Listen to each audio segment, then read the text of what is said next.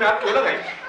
पता नहीं साहब, जब उन लोगों ने आग लगाने की धमकी दी, सभी लोगों ने अपने गहने लगे देने लगे, पर उनको तो आग लगानी थी और लगा दी। साहब, मेरे बाबा को मेरी आंखों के सामने जला डाला।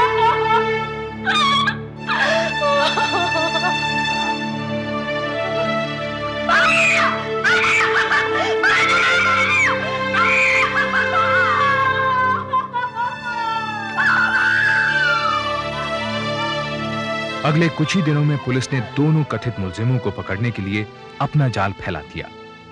इस हादसे में बच निकले यात्रियों की मदद से उन दोनों का हुलिया तैयार किया गया। फिर उनके पोस्टरों को आसपास के गांवों की दीवारों पर चिपका दिया गया।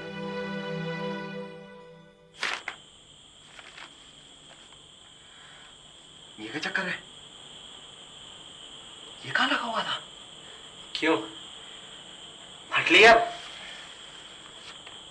गांव के आसपास हर जगह चिपके पड़े हैं हर तरफ, और जमुना की गांव में एक भी ऐसी दीवार नहीं जहां पे ना लगे हों। वहीं से लाइए फाड़ कर।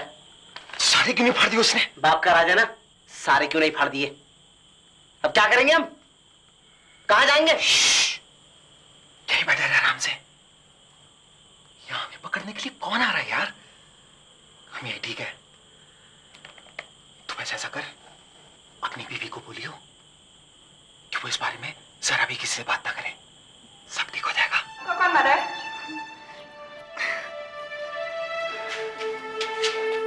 उन्होंने मेरी गुड़िया भी ले ली और उसके बर्तन भी। माँ ने आपके लिए लड्डू बनाए थे, वो भी चले गए। माँ कहाँ है? वो क्यों नहीं आई? आएगी, माई भी आ जाएगी। तू बस चुप कर जा। तूने सुना नहीं डॉक्टर साहब ने क्या बोला था? कम बोलेगी तो जल्दी अच्छी हो जाएगी। क्या हो रहा है यहाँ पे? ये क्या हो रहा है? आपको किसे अंदर आने दिया? कैमरा लेकर के कैसे अंदर आ गए आप?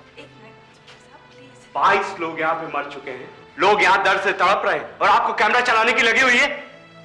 बाहर निकलिए। किसने इन्हें अंदर आने दिया? किसी को अंदर आने मत देना। इंस्पेक्टर साहब, आप प्लीज समझने की कोशिश कीजिए। मुझे अपनी स्टोरी के लिए कुछ लोगों से तो बात करनी पड़ेगी। मैं क्या इस छोटी लड़की से बात कर सकती हूँ प्लीज? क्यों नहीं बात हो सकती?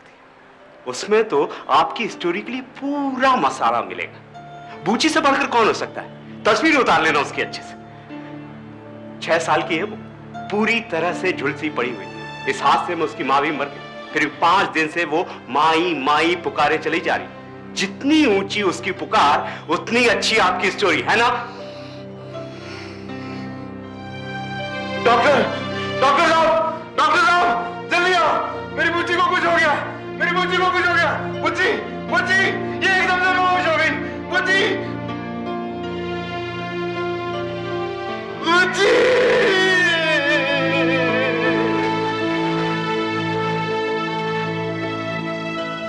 23 आदमी जलकर मर गए।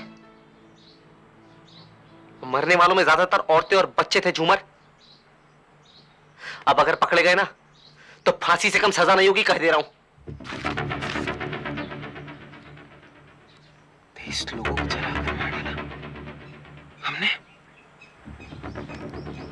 मेरी समझ में ये नहीं आता कि हमारे दिमाग को हुआ क्या था। कैसे कर सकते हैं यार हम ये सब? तूने तीली गिराई क्यों? वैसे तो बड़ी हाँकता रहता है। आया समझदार कबाब चल के। ज्यादा न गुर्रा। उस हबड़तबड़ में तूने मेरा दिमाग कब्जा लिया था। कैसे चिल्ला रहा था बाहर, झूमर जला दे, माचिस जला दे, सारी बस। ऐसी हालत में कुछ सूझेगा मुझे? और तिल्ली गिरी क्योंकि मेरा हाथ जल गया था। खुद को देखा था तूने? हाँ? इधर बस जल रही थी, उधर तू सारे लोगों को लूटने में लगा हुआ था। हाँ, तू तो जैसे बड़ा लोगों की मर्रम पट्टी करने में लगा था ना। अरे भागते की लंगोटी तक उतरवा ली तूने। और मेरा मुंह मत खुलवा, क्योंकि मैं भी नहीं खोल ले मुंह अपना। कम से कम तेरी तरह बेशर्मी नहीं छाड़ रहा हूं मैं अपनी इस करनी पर।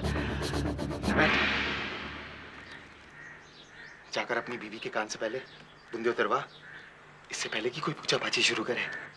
बेचा यार। इसी दरमियान पुलिस ने अपराधियों को पकड़ने के लिए सामान गिरवी रखने वाली दुकानों की छानबीन भी शुरू कर दी। मंगरू पड़ोस के एक गांव के जिस सामान गिरवी रखने वाले को अपना ज्यादातर लूट का माल बेचता था, वो दुकानदार पुलिस को हाथ लगे सुरागों की एक महत्वपूर्ण कड़ी था। अरे मैंने क्या किया भैया? मुझे क्यों पकड़ रहा है? साले सब समझ आ जाएगा। बता दूसरा साथी का। बाहर साले को बाहर करेगा। तो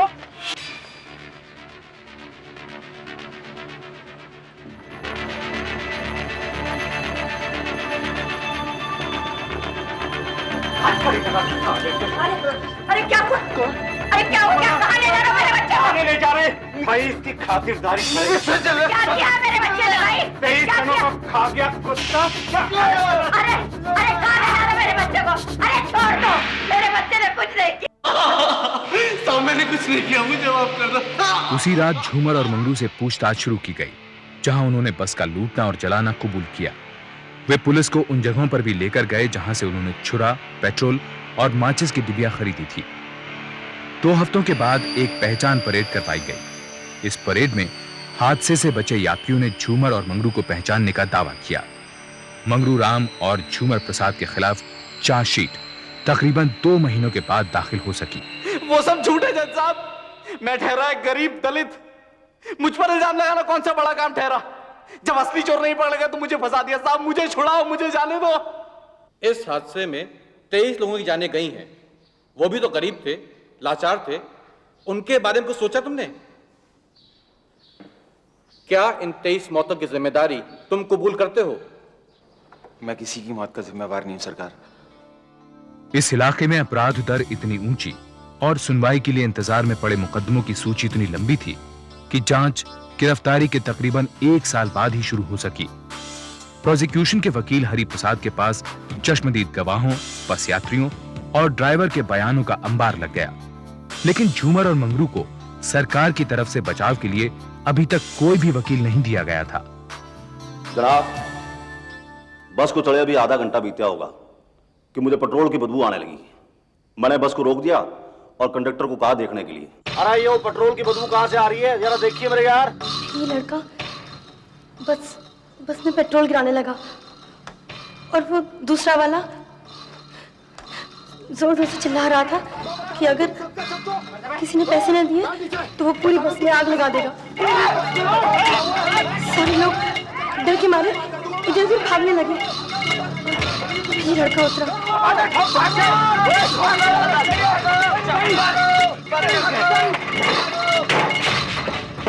जनाब, इस छोरे ने बाहर जाके गेट को बाहर से बंद कर दिया। मैंने दूसरे वाले को दबोचना चाहा तो उसने मेरे गले पे छुरा रख दिया। मुझे थोड़ा सा जानना दिखाइए वरना पूरा का पूरा फिर दूंगा साले। मैं अपनी चीजें समेट रहा था कि जो बच जाए वो भला। तभी अचानक बस में आग भड़कने लगी। मैंने लोगों के पूरे शरीर जलते हुए देखे। मैं बहुत घबरा गया। घबराकर बस से कूदा और भागने लगा। अपनी पैंट उतार, पैंट उतार। तनिया मेरी चल गई, पति का देता हूँ। साले पैंट क्यों उतारा? पैसे भी निकाल, ये घड़ी उतार, चेन भी दे। अबे जल्दी कर। अगर इनका बस चलता योर ऑनर तो ये लोग जलते लोगों की जेब में भी हाथ डाल देते। जब छोटे छोटे बच्चे और औरतें आग से लिपटे हुए जिंदगी की दुहाई मांग रहे थे, तब भी ये लोग दरिंदों की तरह भागते हुए लोगों की खाले नोच रहे थे। झूमर प्रसाद और मंगरू राम, क्या तुम लोग कोई गवाह पेश करना चाहोगे? ये सब के सब झूठ बोल रहे हैं सरकार। हमने कुछ नहीं किया, माई बाप हमें फंसाया जा रहा है। अभी झूठ बोल रहा है तू? बोल के तू लूट रहा था जब बस चल रही थी। बोल के तू लूट रहा था जब पूरी मदद को चिल्ला रही थी। नहीं लूटो। बोल के तू लूट रहा था जब चुनिया तेरे पांव पर गिरी थी। बोल आराम चाले, बोल। तेरा तो बाप नहीं बोले का साले। बोलता नहीं। इस सब ने बढ़ने से पहले तेरी शनाख्त की है, समझा? समझ गए? और तू कहता है कि ये सब तूने नहीं किया? नहीं किया तूने? बोल। इस सब के बीच एक ह्यूमन राइट्स ऑर्गेनाइजेशन मानवाधिकार चुनौती की ओर से एक लॉयर राजदीप वोरा ने झूमर और मंगरू का केस ले लिया।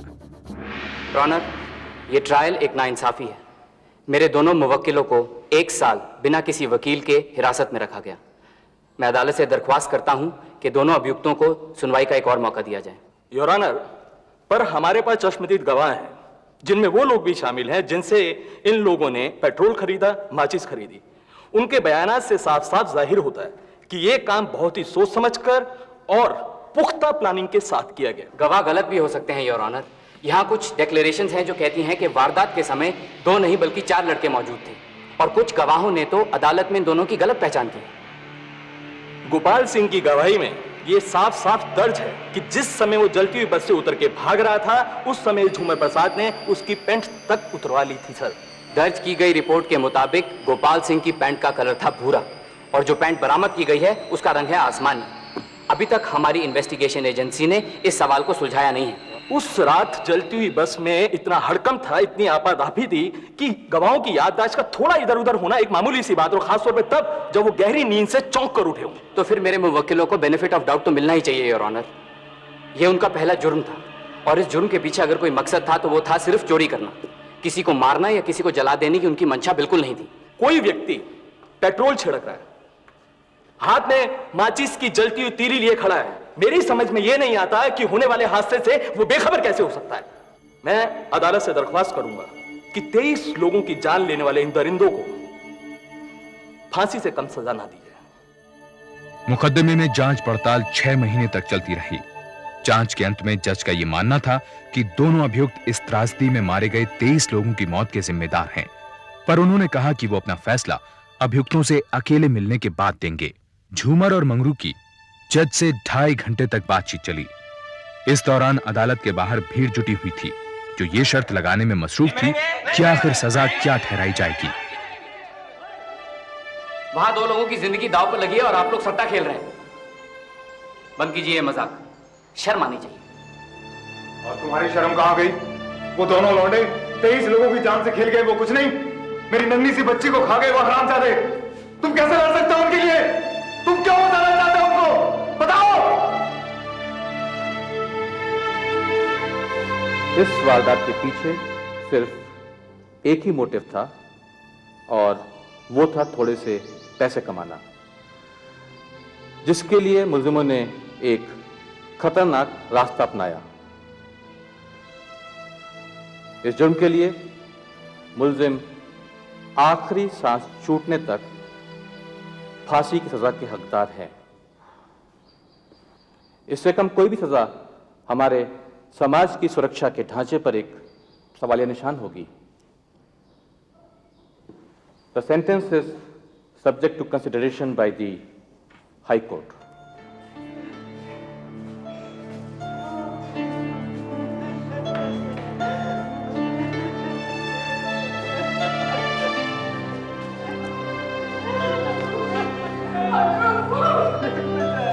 तेरे कलेजे ने ठंडक ने फांसी दिलवा कर, अरे हमें भी मार डाल, चला दे हमें भी फांसी के सख्ते पर। अब किसी से क्या कहना है बेटा? इसकी करनी थी तो इसे सजा मिल गई। मुझे किसी से कोई शिकायत नहीं,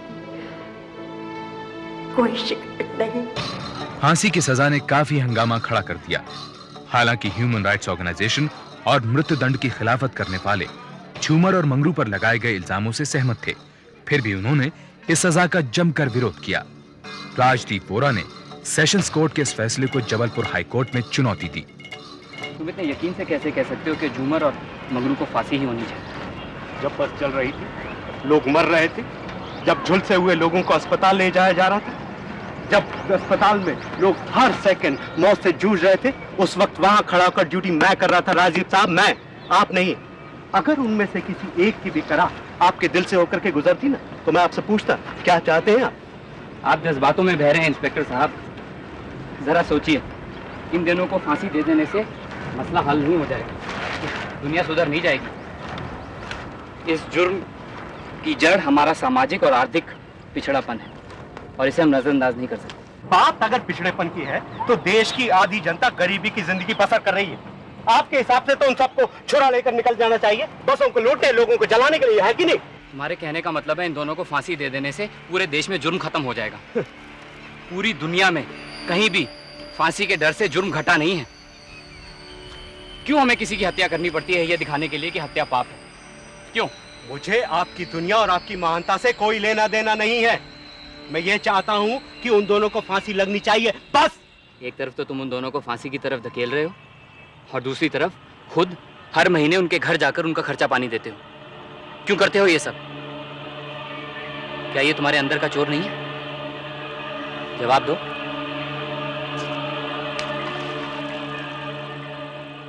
हाई कोर्ट और उसके बाद सुप्रीम कोर्ट ने सेशंस कोर्ट के फैसले को मंजूरी देकर फांसी का दिन निश्चित कर दिया। राजदीप वोरा ने मर्सी पिटीशन दाखिल करने का फैसला किया कि मेरी एक बिटिया है जिसको अब तक देखना भी नसीब नहीं हुआ और जिसकी उम्र सिर्फ 2 ही साल की होगी। उसकी देखभाल कौन करेगा?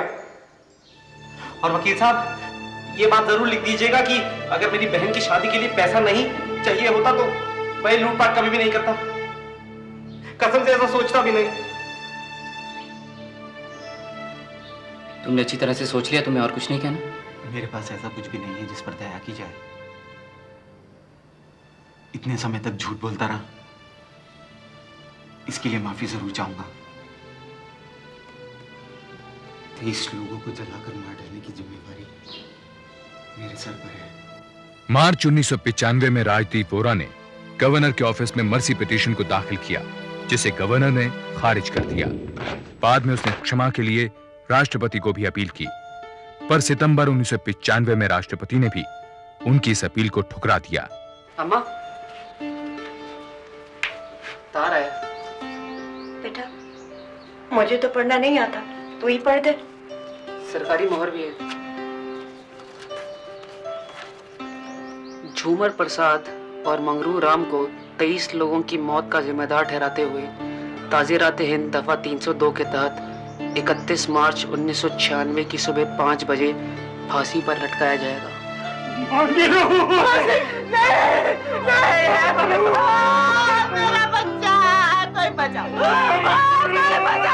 इस समय तक सरकार को बहुत सी नेशनल और इंटरनेशनल ऑर्गेनाइजेशन से झूमर और मंगरू को माफ करने की अपील से भरी चिट्ठियां मिलने लगी। ह्यूमन राइट्स ऑर्गेनाइजेशंस ने दूसरी मर्सी पिटीशन पब्लिक अपील के रूप में राष्ट्रपति तक आगे बढ़ाई। उधर राजदीप वोरा राष्ट्रपति का जवाब आने तक फांसी की सजा पर स्टे ऑर्डर लेने के लिए दिल्ली पहुंचे, लेकिन भोपाल के जेल अधिकारी इस सब से बेखबर थे। ईश्वर, मुझे बता मेरे जीवन की और कितनी घड़ियां बाकी हैं, मेरी कितनी सांस जिंदगी और मौत के बीच में है, क्योंकि जिंदगी जितनी भी मुझे मिली है उसे मैंने जैसे इस्तेमाल किया मुझे नहीं मालूम कि उसका फल कौन कमाएगा। मुझे मेरे सब अपराध क्षमा करो। मैं जानता हूँ बहुत देर हो चुकी है, लेकिन प्लीज ये 2 लोगों की जिंदगी और मौत का सवाल है। मुझे ये डॉक्यूमेंट आज ही चाहिए। आप प्लीज थोड़ा जल्दी कीजिए।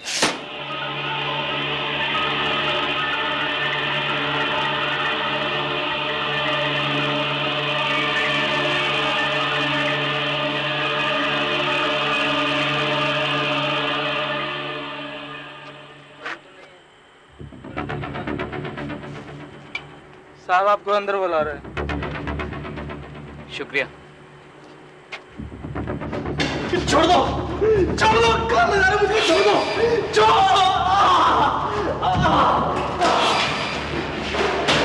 क्या हुआ? हमें स्टे ऑर्डर मिल गया है और ये अब खबर जल्दी से भोपाल पहुंचानी है। हमारे पास वक्त बहुत कम है, चलो।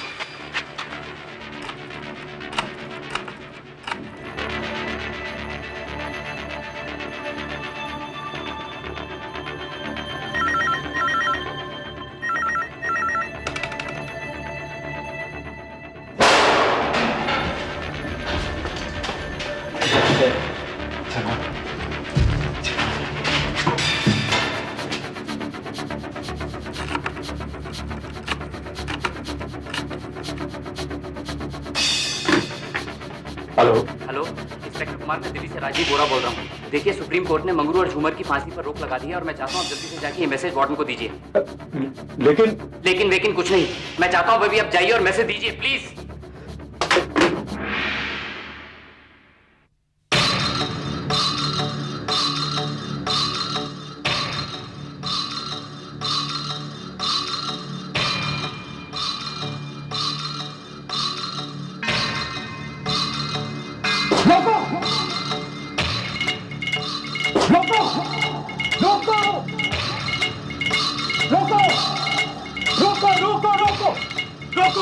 इनकी फांसी टल गई है।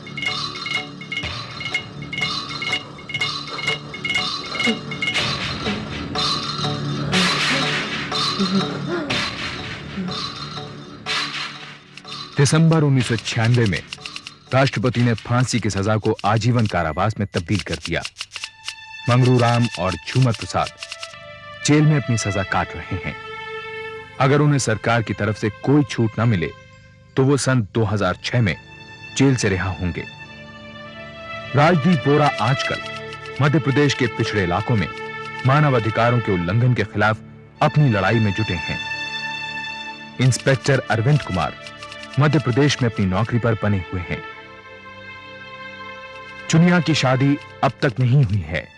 वो दिहाड़ी मजदूर की तरह काम करते हुए अपनी बूढ़ी दादी के साथ रह रही है।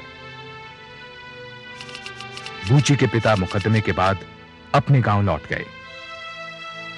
इस हादसे से बचे हुए यात्री और मारे गए लोगों के परिवार 11 मार्च 1992 को हुई इस दुर्घटना को भूल नहीं पाए हैं।